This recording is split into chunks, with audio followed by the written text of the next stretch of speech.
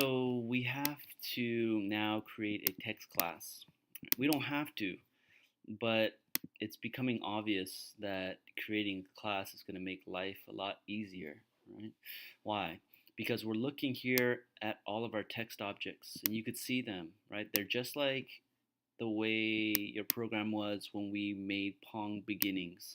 And we had the instance vari and we had I'm sorry, not instance variables. We had the variables, the regular variables for the paddle, and then we had the regular variables for the other paddle, and then we had the regular variables for the ball.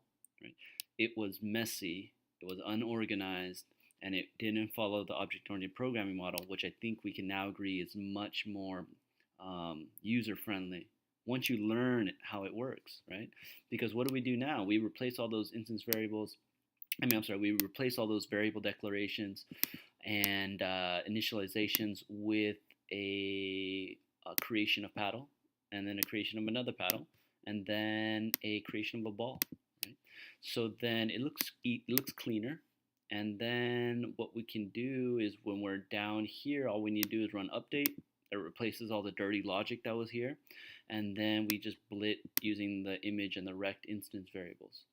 So then when we're looking at this, what you should be thinking in the back of your mind is like, man, I should just make a text class that has a font instance variable, that has an image instance variable, that has a rect instance variable. So then when I create a font object, I'm going to give it what I want to write. I'm going to give it the size that I want. And then when I create a object of type text, it's going to be the size that I want, it's going to be the text that I want, and then maybe you can even give it the X position and the Y position that you want. Right?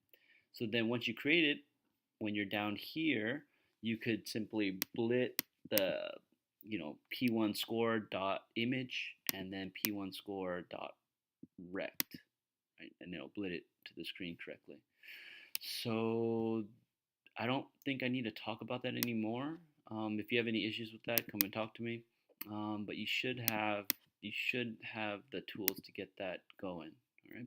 The only thing that's kind of tricky is what pieces of information here do you need to pass to the constructor of this newly formed text class.